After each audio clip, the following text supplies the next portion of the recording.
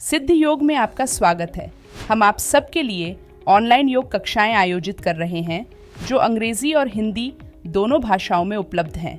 हम प्रत्येक दिन सुबह 5 बजे से रात 10 बजे तक 12 अंग्रेजी और 4 हिंदी की कक्षाओं के साथ आपके लिए उपस्थित हैं, ताकि आपको प्रत्येक दिन सही समय पर योग का अभ्यास करने में सुविधा हो।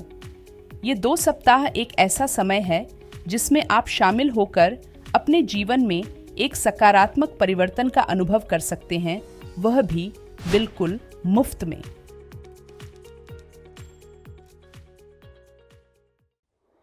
दोस्तों, क्या बैठकर बहुत ज़्यादा काम करने की वजह से आपके जो बॉडी जॉइंट्स हैं वो बहुत ज़्यादा टाइट हो गए हैं? स्पेशली आपके जो एंकल जॉइंट्स हैं, नी जॉइंट्स हैं, हिप जॉइंट्स हैं और आपके शोल्डर्स जॉइंट्स हैं वो बहुत ज़्यादा टाइट हो गए हैं।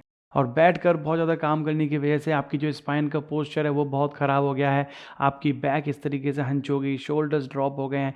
साथ ही साथ बैठकर काम करने की वजह से जब आपका पोस्चर ख़राब होता है उसकी वजह से आपके जो डायफ्राम है, जो आपके लंग्स हैं वो भी अच्छे से काम नहीं करते हैं और आप अपने लंग्स की फंक्शनिंग को अच्छा करना चाहते हैं, अपनी ओवरऑल बॉडी के जॉइंट्स की फ्लेक्सिबिलिटी को बढ़ाना चाहते हैं। तो आज के अभ्यास में हम आपको बताएंगे एक ऐसे आसन के अभ्यास के बारे में जो आपको हेल्प करेगा आपकी इन सारी समस्याओं को दूर करने में। साथ ही साथ इस आसन के अभ्यास से आपको और भी कई सारे लाभ मिलेंगे जिनके बारे में हम आपको इस आसन के अभ्यास के दौरान बताएंगे। तो चलिए, मैं अतुल मिश्रा सिद्ध योगा में आप सभी लोगों का स्वागत करता हूं। तो चलिए दोस्तों, चलते हैं अपने रिक्लाइंड थंडरबोल्ट पोज यानी कि सुप्त वज्रासन के अभ्यास की तरफ। उससे पहले मैं आपको बता दूं कि इस आसन की कुछ कॉन्ट्राइंडिकेशंस भी हैं जिनको कि आपको ध्यान में रखना है। ये मैं आपको पहले ही बता देता हूं कि अगर आपको एंकल जॉइंट से रिलेटेड कोई इंजरी है, नी जॉइंट से रिलेटेड कोई इंजरी है या फिर बैक से रिलेटेड कोई इंजरी है, बैक में आपको बहुत ज़्यादा सीवियर पेन है या फिर आपको अर्थराइटिस की समस्या है, आपको सर्वाइकल से रिलेटेड प्रॉब्लम है, तो आपको इस आसन के अभ्यास को अवॉइड करना है।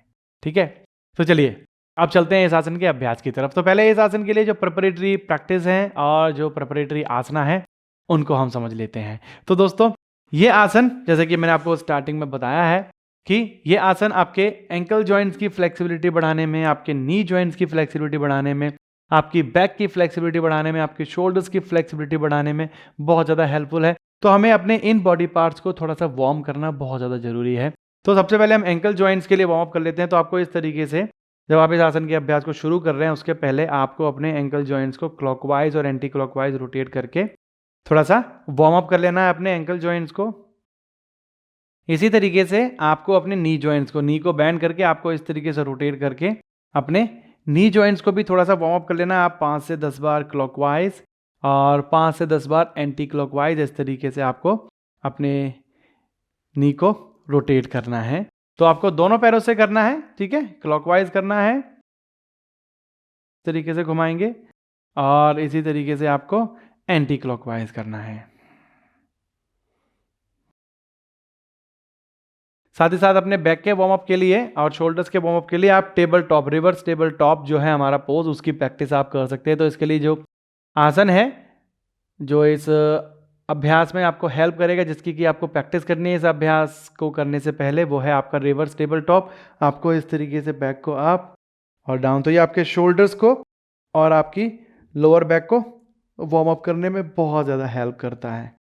तो इस तरीके से 5 से 10 बार अप एंड डाउन कर सकते हैं। लास्ट में आप एक बार इस आसन के अभ्यास में 15 से 20 सेकेंड या 30 सेकेंड के लिए होल्ड कर सकते हैं, जिससे कि आपकी शोल्डर्स मसल अच्छे से स्ट्रेच हो जाए और आपकी बैक जो है वो अच्छे से वार्म अप हो जाए। उसके बाद इस आसन के अभ्यास के लिए एक और प्रिपरेटरी आसन है जिसका कि नाम है वज्रासन। इस आसन का नाम है सुप्त वज्रासन, रिक्लाइंड थंडरबोल्ट पोज। तो इसके लिए आपको वज्रासन यानी कि थंडरबोल्ट पोज की प्रैक्टिस करनी होती है। तो आपको दाएं पैर को बैंड करके अपने हिप को अपनी दाएं पैर की एड़ी के ऊपर, बाएं पैर को बैंड करके हिप को अपनी बाएं पैर की एड़ी के ऊपर, दोनों पैर के अंगूठे आपके इस तरीके से आपस में टच रहेंगे। मैं आपको दिखा दूं कि दोनों पैर के अंगूठे आपके आपस में टच रहेंगे, दोनों हील्स में गैप रहेगा, ठीक है। तो आपको इस तरीके से अपने हील्स पर बैठ जाना है और कमर को सीधा रख के इस तरीके से आपको थंडरबोल्ट पोज की पोजीशन लेनी है। तो सबसे पहले आपको इस आसन का भी अभ्यास करना है। अगर आप इस आसन में नहीं बैठ पा रहे हैं, ऐसे आसन में बैठते हुए आपको बहुत ज़्यादा एंकल्स में पेन हो रहा है, बहुत ज़्यादा नीज में पेन हो रहा है, तो आप सुप्त वज्रासन यानी कि रिक्लाइंड थंडरबोल्ट पोज का अभ्यास नहीं कर पाएंगे, क्योंकि जितना अभी आपको यहाँ पर इसमें स्ट्रेच और प्रेशर फील हो रहा है आपके एंकल जॉइंट्स में, नी जॉइंट्स में, उससे बहुत ज़्यादा प्रेशर आपको तब फील होगा, स्ट्रेच आपको तब फील होगा आपके एंकल जॉइंट में और नी जॉइंट में, जब आप इस आसन के फाइनल पोज में जाएंगे। साथ ही साथ ये आसन आपकी जो है, आपका जो रिक्लाइन थंडरबोल्ट पोज है, वो आपको हेल्प करता है बहुत ज़्यादा आपकी क्वाड्रिसेप्स मसल्स को स्ट्रेच करने के लिए। तो जिन लोगों की क्वाड्रिसेप्स मसल्स बहुत ज़्यादा टाइट होती हैं, थाइज बहुत ज़्यादा भरी हुई होती हैं और उनको स्ट्रेच करना होता है अपनी क्वाड्रिसेप्स मसल्स को, तो उन लोगों के लिए बहुत ज़्यादा हेल्पफुल है ये आसन। साथ ही साथ जो लोग बैठकर बहुत ज़्यादा काम करते हैं, जिसकी वजह से उनके नी जॉइंट और एंकल जॉइंट काम नहीं करते हैं, बैक में बहुत ज़्यादा स्टिफनेस रहती है, आपका बैक का पोस्चर इस तरीके से हो जाता है, शोल्डर्स ड्रॉप हो जाते हैं, बैक हंच हो जाती है, उनके लिए ये आसन बहुत ज़्यादा हेल्पफुल है। तो सबसे पहले आपको वज्रासन की प्रैक्टिस करनी है। अगर आप वज्रासन में 30 सेकंड से 40 सेकंड या 1 मिनट तक आराम से बैठ पाते हैं, तब आप इस आसन के अभ्यास के लिए प्रिपेयर हो जाते हैं।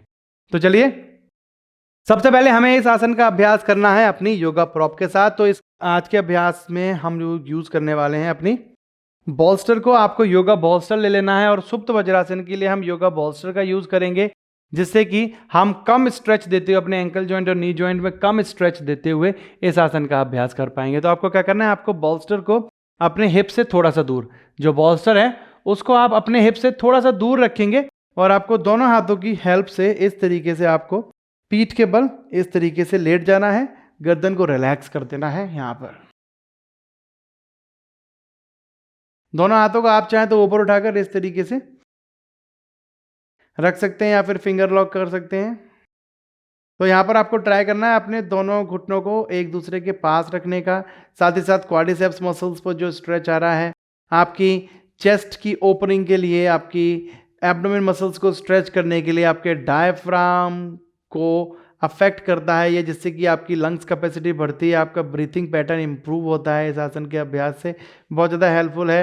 साथ ही साथ आपकी एंकल जॉइंट्स की फ्लेक्सिबिलिटी बहुत अच्छे से बढ़ाता है, आपके नी जॉइंट्स की फ्लेक्सिबिलिटी को बहुत अच्छे से इंप्रूव करता है, शोल्डर्स जॉइंट की फ्लेक्सिबिलिटी को भी इंप्रूव करता है, अपर बैक की ओपनिंग, लोअर बैक की ओपनिंग के लिए बहुत अच्छा आसन है।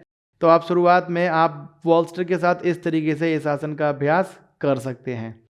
तो शुरुआत में आपको योगा बॉल्स्टर के साथ इस आसन का अभ्यास करना है। वापस आने के लिए दोनों हाथों को वापस लेके आएंगे, एंकल जॉइंट्स को पकड़ेंगे, एल्बोज की सपोर्ट से धीरे से आप सिटिंग पोजीशन में आ जाइए। तो ये आपको बॉल्स्टर के साथ प्रैक्टिस करना है इस तरीके से। उसके बाद जब आप बॉल्स्टर के साथ प्रैक्टिस कर लेते हैं, तब देखते हैं कि आगे आप इस आसन के अभ्यास में बिना बॉल्स्टर के, बिना प्रॉप के कैसे जाएंगे। तो स्टेप्स को आपको ध्यान रखना है। क्या करना है, आपको अपने दोनों हाथों को अपने हिप से थोड़ा सा पीछे की तरफ लेके जाना है। उसके बाद आपको अपनी राइट एल्बो को ड्रॉप करना है और लेफ्ट एल्बो को ड्रॉप करना है। तो पहले आप इस तरीके से इस आसन के अभ्यास को करेंगे,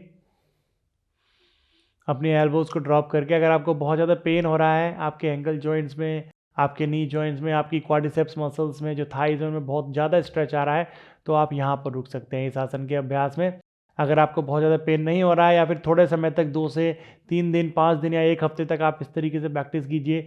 जब आपकी एंकल जॉइंट्स की फ्लेक्सिबिलिटी, नी जॉइंट्स की फ्लेक्सिबिलिटी बढ़ जाती है, तो आपको अपने हेड को नीचे टच कर देना है इस तरीके से और दोनों हाथों को अपने हेड के ऊपर की तरफ लेके जाना है अपने सुप्त वज्रासन की प्रैक्टिस के लिए।